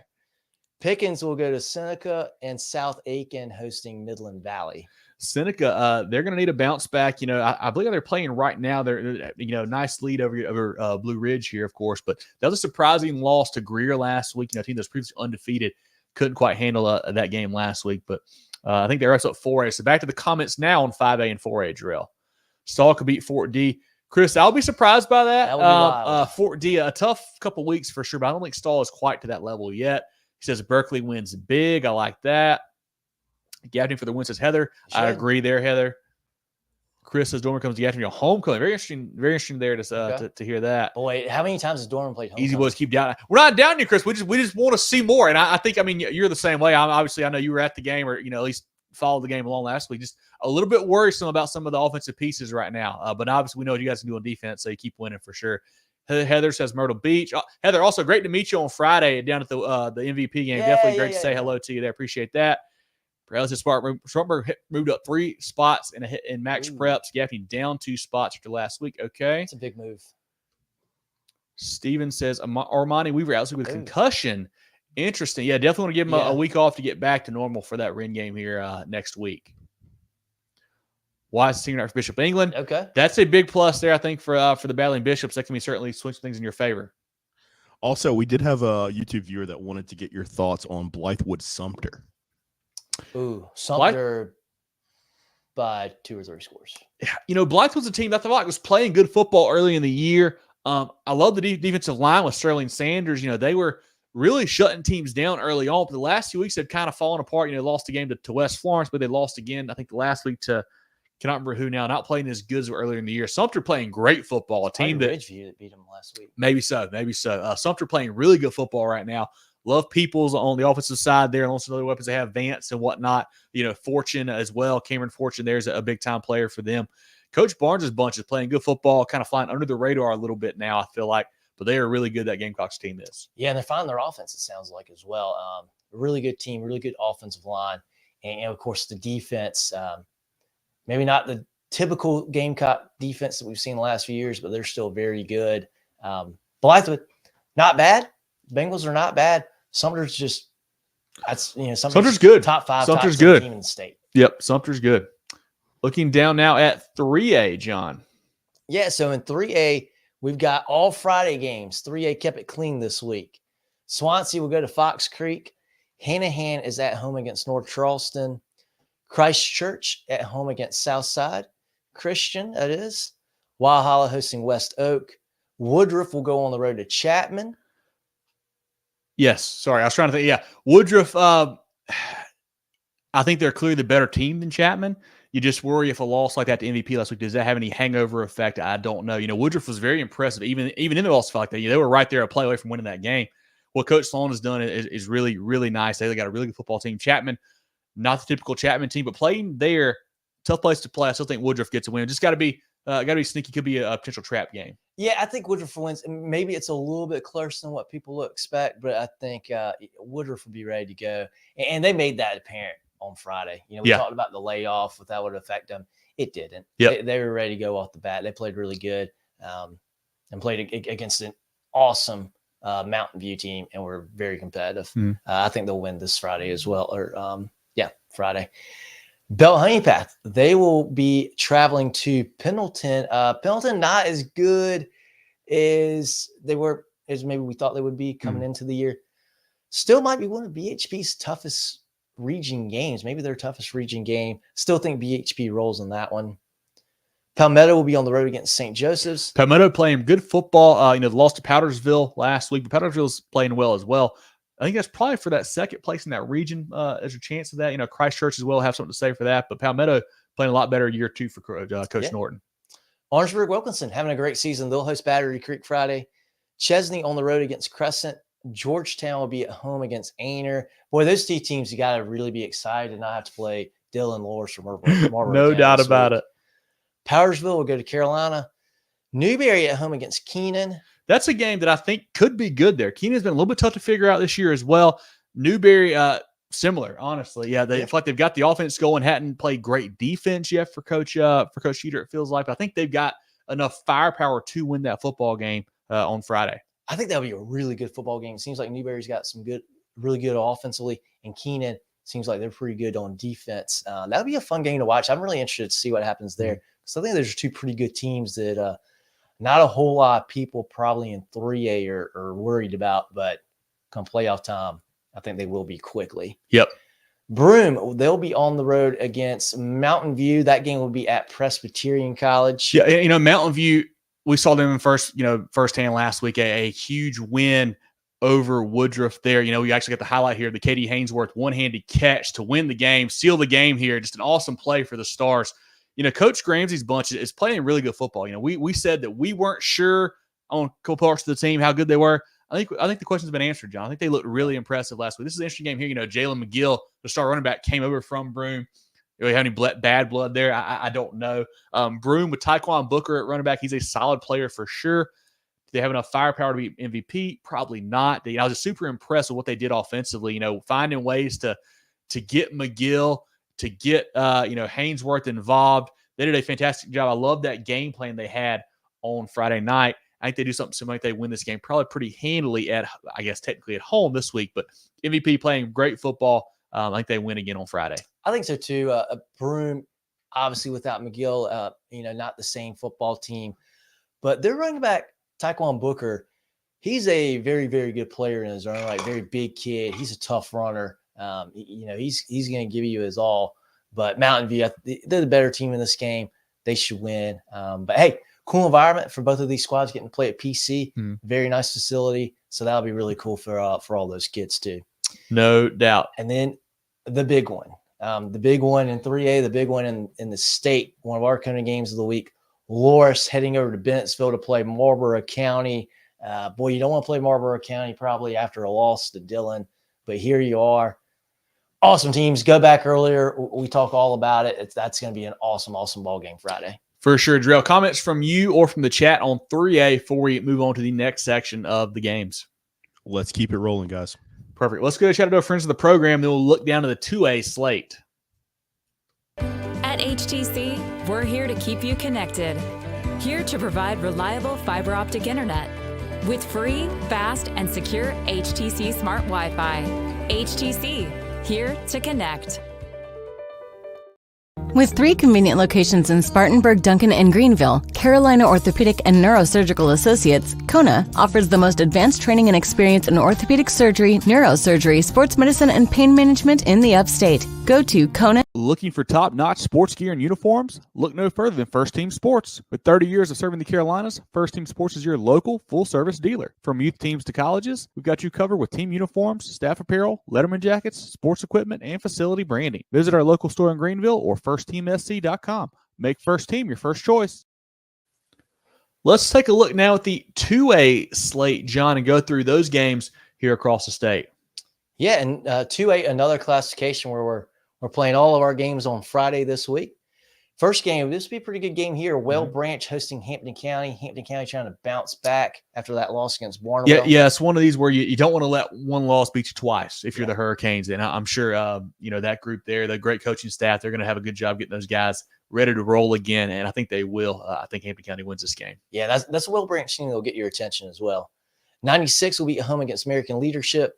Batesburg-Leesville playing at home against Pelion. Batesburg-Leesville just, kind of laying in the weeds, waiting to play Saluda and Strom. They're in back-to-back weeks here to close the season after this week. So definitely, could be a look-ahead spot, but I don't think Pelion is going to have to take advantage of that yet. So I think the Panthers, they roll again and just, kind of try to keep everybody healthy for these next 2 weeks. Yeah, for sure. Atlantic Collegiate will go to East Clarendon. Chester is at home against Mid-Carolina. Chesney will be at Crescent. Timberland at home against Philip Simmons. This was almost the game of the week here. 2 teams that are playing really good football. I think they're both 6-2 right now. I believe, John, these are the 2 teams that are undefeated still in that region. A very tough 2A region, honestly, down there in the low country. Yeah, those 2 are two undefeated teams still there.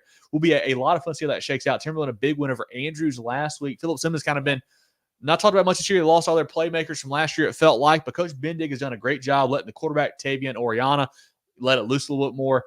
Philip Simmons playing good football. I picked against Timberland last week. It burned me. I'm going to pick against him this week. I'm going to Philip Simmons again. The Iron Horse, I think, win this game. Okay. I'm going to go with Timberland. They're playing at home. Yeah. I'm going to trust them this week because I picked against them last week too. King Street, they'll be at home against Mullins. Man, Mullins, hats off to Coach Morris. I thought they were dead in the water after a couple tough losses. Like, all right, here we go. They're going to finish, 6-4 or whatever. They come back. They beat a good East Clarendon team in overtime last week, playing really good football. They've got, obviously, excuse me, you just said it there. Who did they play this week? I just blanked on it again. Oh, Mullins. King Street. Yeah. Sorry, King Street. Yeah. I think they win again. I think they continue this ride. I think they get to 8 wins this week. Yeah, I think they're a good team. They're a good team. We talked about them earlier, and you're like, oh, well, they keep winning. Oh, they won another game. Mm-hmm. Yeah, they're good. That's why they keep winning. Yeah. They're a good group. One of our CONA games of the week, Saluda hosting Strom. Thurmon, we talked all about it earlier in the program. Go back and see that. Woodland, they'll be on the road against Academic Magnet. Andrew Jackson hosting North Central. A little bit of a rivalry game there. And I feel like that region's been kind of all up in the air this year, too. You know, teams I thought were pretty good have now gotten some losses on there. I feel like Jerel, I think, is still the class of that region. But after that, Central, Chesterfield, North Central, and AJ, I think, are all very similar teams. Anybody could be anybody here, it seems like. Yeah, for sure. It's exciting region. They're from 2 on back. And really, I mean, Buford will go to Jerel this week. I don't know that Jerel has that region in hand just yet. No, not yet. I believe they take an upset, though. Yeah, they're 3-0. Central's 2-1. They just beat Central last week. So they're certainly in the driver's seat right now. We talked about Andrews losing to Timberland last week. They'll be on the road against Burke, like them in that game there. Barnwell will be at home against Edisto. Man, the Warhorses continue to roll. That was a really impressive win last week. You know, doing a little bit differently with a couple like defensive pick sixes there, which is awesome to see. You know, they've won throwing the ball, they won running the ball, and they've won with defense as well. Playing really good football for Coach Smith. I love what that team's doing with Cam Austin and Jaquan Peoples, Logan Sturkey, and those guys. They're poised, I think, in lower state 2A. They've got to be one of the probably 1 or 2 favorites right now. Especially for me after beating Hampton County last week. Clinton, they'll be at home against Blacksburg. Clinton, I mean, they continue to roll. Blacksburg can score some points. They've been struggling a little bit lately here. Zach says win puts them in the driver's seat. Certainly will. Play Liberty on the 8th for the Helene makeup game there. Yeah, I think Clinton's a better team, Zach. I think that what Coach Fountain has done there with this program, this year especially, they're a really good football team. They can definitely make a deep run. Brandon says he'll be at the game Friday. Clinton should have it wrapped up after this one. Yeah, not the toughest region for sure. Kind of get moved over to that one, Brandon. But I think Clinton definitely the class of that region. Yeah, back to that exciting region, Central Pageland. They'll be on the road against Chesterfield. Good game there against 2 good teams. Yep. We'll see Landrum at Liberty. Eau Claire hosting Columbia. A little bit of a Columbia rivalry there. And Manning will be on the road against a struggling Marion squad. Any comments on 2A, Jerel, from you or the chat? Christmas says, give my boy a shout-out, John Sawyer. Yeah, John Sawyer, Bedford Leedsville made the North-South team. North-South rosters are out now. You can find them on our social pages, also on our website, movingchains.com. It's on our blog there. We've got the whole list of everybody who made both rosters there for the North-South. Sorry, the Touchstone Energy Bowl game now, formerly known as North-South, John. That's right. That's right. Question from Kelly says, what team and what player has shown the most growth so far this season? Man, that's a tough one because, you can look at it where a team maybe we didn't expect to be good or a team that started off slow and kind of turned around. If you're just thinking, maybe just in the 2A ranks, I love what I've seen from Batesburg-Leesville. This is a team that I think has really grown. We thought they'd be good. Didn't know they'd be 7-0 at this point good.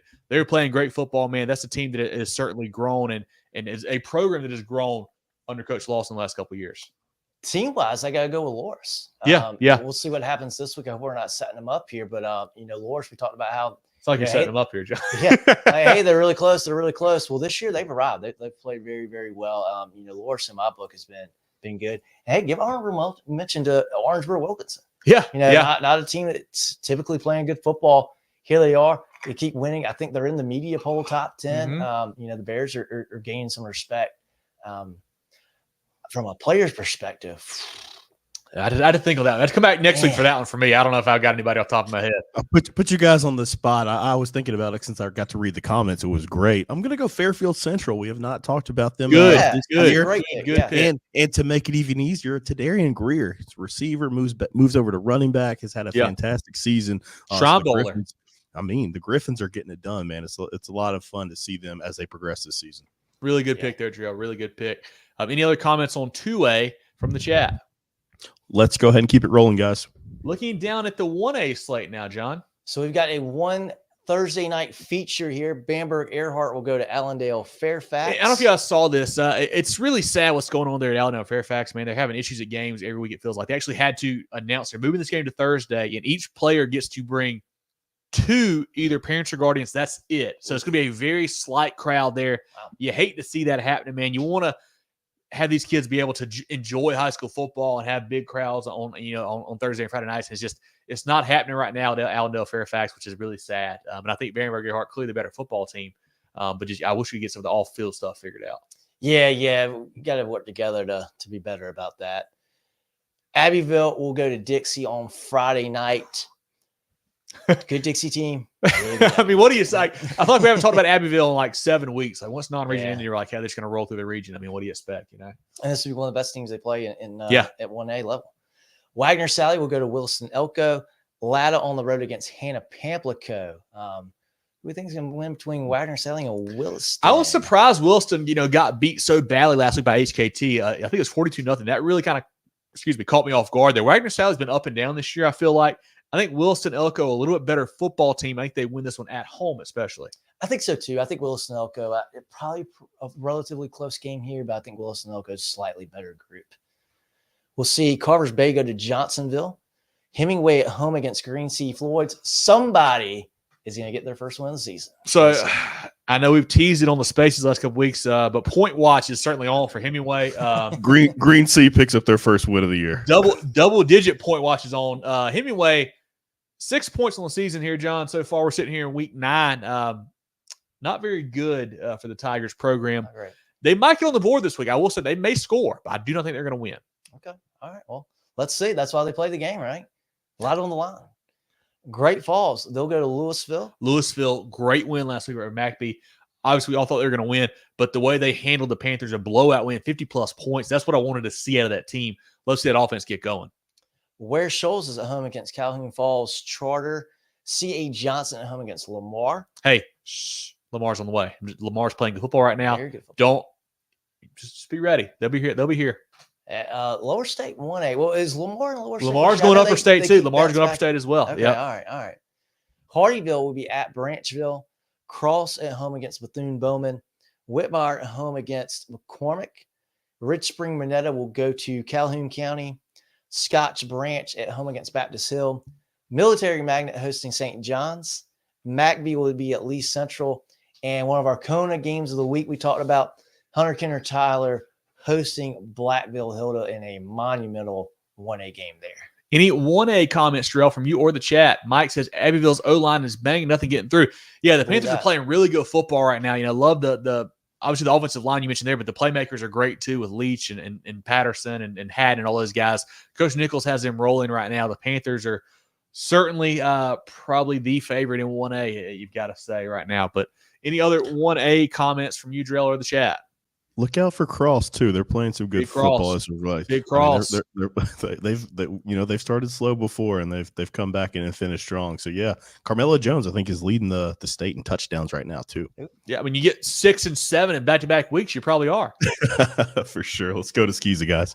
The SCISA ranks got Heathwood Hall traveling to Camden Military, Christian Academy at Hilton Head Prep, John Paul at Hilton Head Christian, Thomas Sumter at Wilson Hall, King's Academy at JDA, Conway Christian at Cathedral, Holly Hill at Cross, King at Newberry, First Baptist at Pinewood, Clarendon Hall at Greenwood Christian, Richard Wynn at Lawrence. A good 8-man game here. Richard Wynn led by Charlie Bonds, 268 yards per game, passing and running. Lawrence led by quarterback Ethan Collins and Garrett Murphy at running back. Should be a fun game over there at Lawrence. Colin Prep at Dorchester, a good game here between these two. Colin Prep, big win over Lee last week with quarterback Cale Owens. Dorchester, John Wetzel, the running back, went for 200-plus again last week. They were playing good football for Coach Nelson.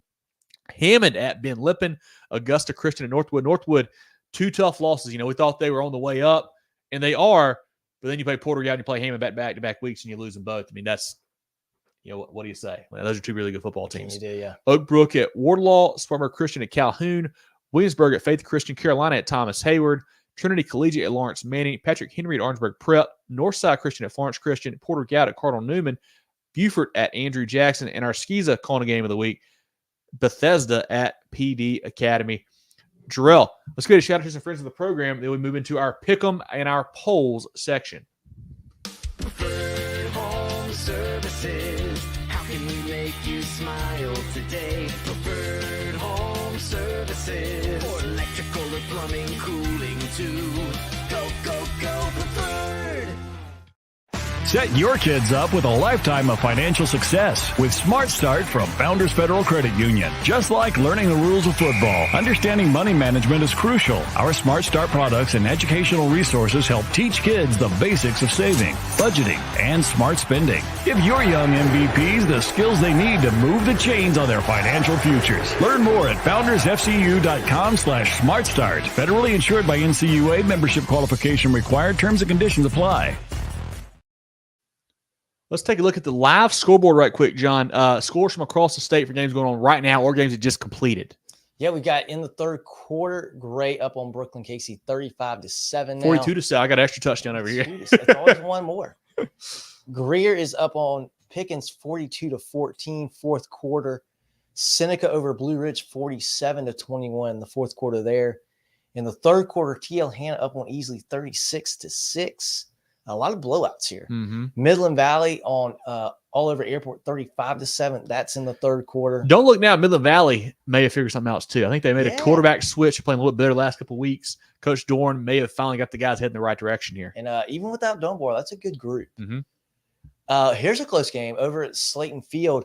JL Man leads Greenwood 10-7 at the half.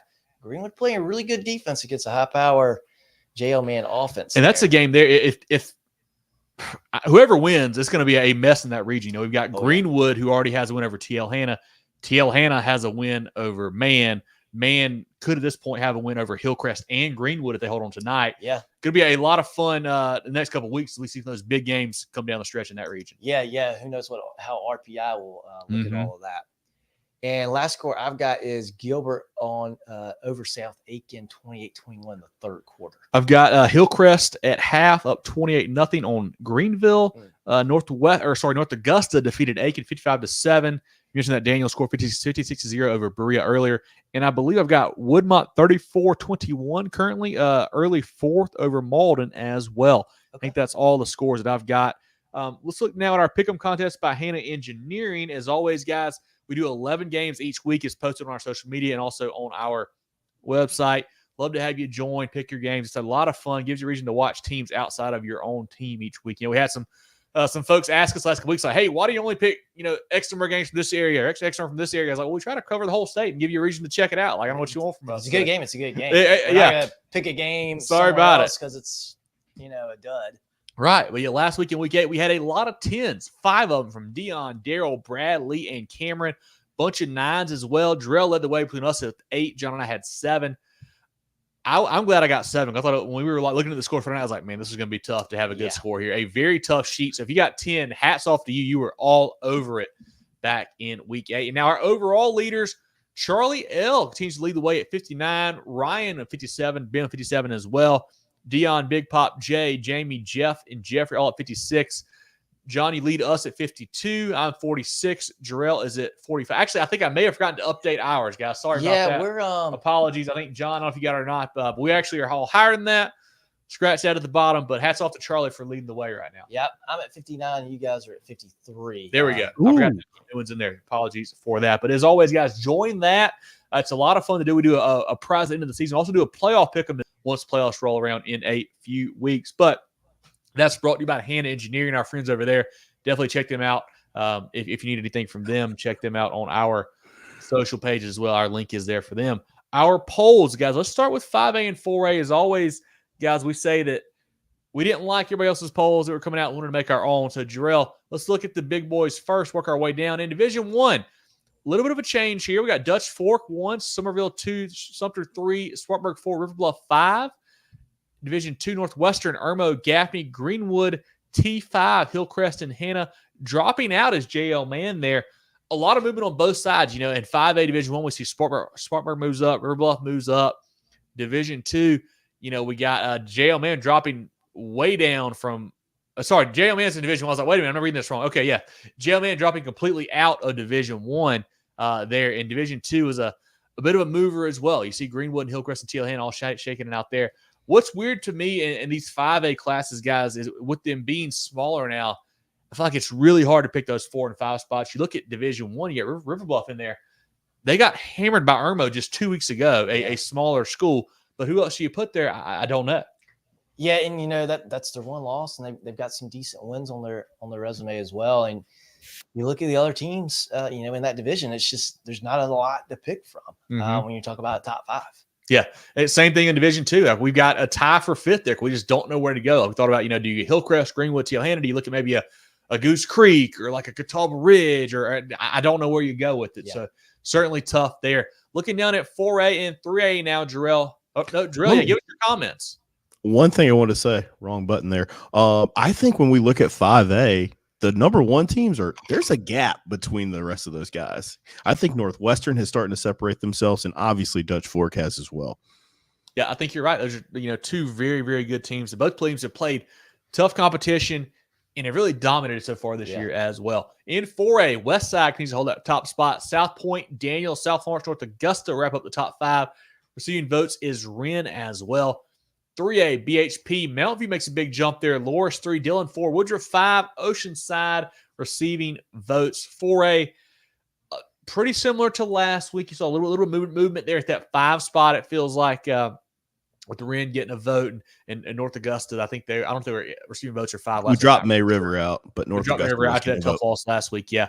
3A, though, that's where I could have gone 7-8 deep, I feel like, on that one. I was filling mine out. I was like, man, I like this team, I like this team, I like this team. Marlboro County, they were up high. They dropped off the map this week. Dillon jumps back in this week. Woodruff, it's like, what do you do with them? They obviously played a really tough Mountain View team and lost with less than a possession. How far do you drop them? Oceanside, I think, is still kind of laying in the weeds. A team that played a really tough non-region schedule has played really good football lately once they got back to their level of schools to play. Sure. So 3A is going to be a lot of fun and may have the most teams I think could win the whole thing at this point. I think so too. And just and it's not like, hey, who can we just draw a name out of the hat? They're really good teams with some really good talent.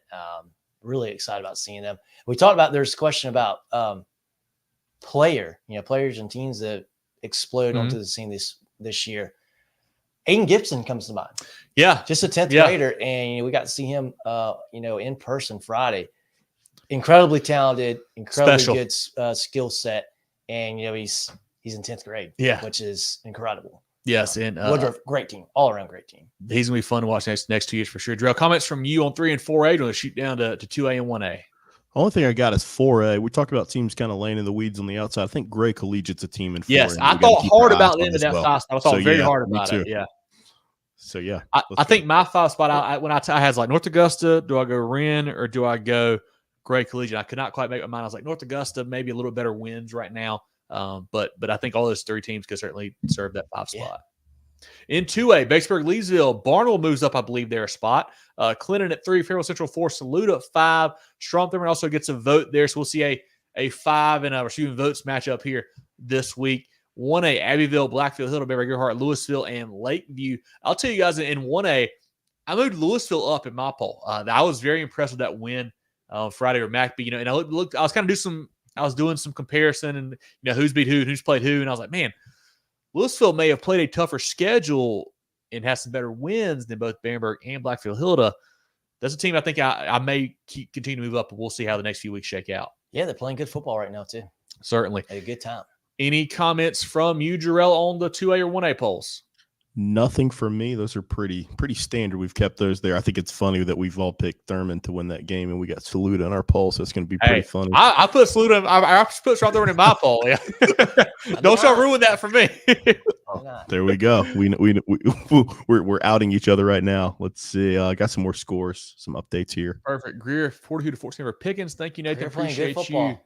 Nathan, also, I'm going to send you a message this week about setting up Jerel buying you lunch. Definitely check your messages for that, and we'll get that squared away for you.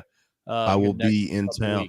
I mean, Chris, if Gaffney keeps playing the way they are, we might have to. Yeah, if Riverside makes a play or two last week, they might have been dropped out completely. They could have lost 2 in a row. We'll see how that goes. Marlboro dropped again. Yeah, just a very odd game. Obviously, Dillon is good, but 3A is so deep, and the way that game went as well, or it wasn't like a last-second thing. It was a blowout. We did drop them some. But if they win this week, they'll be right back up high. You never know. You got to reward Mountain View for playing as good as they did against a really good team. Yep. For me personally, I could put them at 5 and drop Woodruff out. Mm-hmm. Woodruff played a very competitive game. They lost by 2. Yeah. Marlboro County got beat by multiple scores. 23, yeah. At home. So that was my reasoning. And Chris and Heather, my pick 'em sucks too, so don't feel bad. Same. Shout out to our teams of the week. Brought to you by Preferred Home Services. We had TL Hanna, the big win over JL Man. We mentioned Dillon, the big win over Marlboro County. And then Mountain View Prep, the nice win over Woodruff on Friday as well. Our players of the week, Kim McMillan at South Point, KD Hainsworth the MVP, and Angelo Rios at Westwood. Those are insured by the George Agency. Appreciate those guys, as always, for helping out with the program. Jerel, any more comments we have missed right quick in the chat before we kind of go into the wrap-up section here? Deidre says, checking in, had a game night, little small fry. I love it. Deidre, appreciate you, man. Nice. Looking forward to that big game next week. Lamar, Louisville, going to be a lot of fun. JD says, Abbeville, big powerhouse, Dixie. Yeah, JD, that was close to being the game of the week. We thought about it, man. That's a monster good. match. Dixie's good. Stop. I mean, they're fine. They're fine. Appreciate you, Bradley, for joining in, as always. If you guys are tuning in for the first time, as always, follow us on Facebook, Twitter/X, Instagram, YouTube, and more at Movin Chains. MovinChains.com, podcast on Apple, Spotify, Google, and more. Our website, MovinChains.com. I mentioned that a second ago. Sorry, I doubled up. Apologies there for that one there, guys. Live shows Tuesday night, preview show 7:15, Facebook and YouTube, recap shows Sundays on our podcast platforms, interviews, all kinds of great stuff throughout the week as well. Moving the Chains merch. Got some great Richardson hats there. Love these, the gray and the black. Got some other colors as well. All of these guys have pictures on our social media page. You can check them out. The great toboggan is getting cold. It's getting cold. Get you a toboggan. Get you a T-shirt as well, a black one, a navy blue, a gray, even a pink for the ladies. Small logo on the front, large logo on the back. You can email us, mtcgear.sc@gmail.com, or you can send us a message on social media. We got the hoodies as well, a gray and a lighter gray or a white, whatever you want to call it. Actually hooked up our buddy Corey, got one at the game on Friday. And we always have some stuff with us too. So if you guys are at a game, you see us there, let us know if you want to purchase one. We'll have some with us. Hopefully you have your size. Cannot promise that, but we'll try our best. Jerel, John, any final thoughts here on week 9? What should be a really good week here as we get close to wrapping up the regular season? Yeah. And a lot of football this week, right? Yes. Games tonight, obviously Thursday, Friday, and Saturday. Ton of football, ton of opportunities to get out and see some kids play. Going to be a lot of fun. Jerel, comments from you here as we wrap. Yeah, go out, check these games out, man. Go support your communities and support these guys who are getting it done. It's been a lot of adversity and things like that with weather and schedules that are wonky. So go support these guys as they wrap up their seasons, especially those seniors. It's a special time, and man, it's I can't believe it's already week 9. You might have somebody like from TR like me who didn't make it to the playoffs. So go see those last few regular season games. You might make the playoffs. You don't know. You got big dog bowl this week, Jerel. I was talking about myself. We didn't make the playoffs my senior year. Gotcha. Yeah. Gotcha. Well, anything else in the chat before we wrap it here? I think we're going to wrap this one up. Perfect. Well, Moving the Chains is always brought to you by Founders Federal Credit Union. For Jerel, Hendricks, and John Epps, I'm Kevin Thomas. This has been our Week 9 South Carolina High School Football preview show. We will catch you guys soon. Get ready for the ultimate South Carolina high school football experience with Movin the Chains. From previews to recaps, we've got you covered. Dive into our expert preview shows, predicting winners and sharing insights. Then join us post-game for the thrilling recaps, exclusive interviews, and highlights you won't find anywhere else. Plus, connect with fellow fans on our Friday night spaces on Twitter/X. No one covers South Carolina high school football like us. Join us at Movin Chains on all social media platforms and visit movinchains.com today.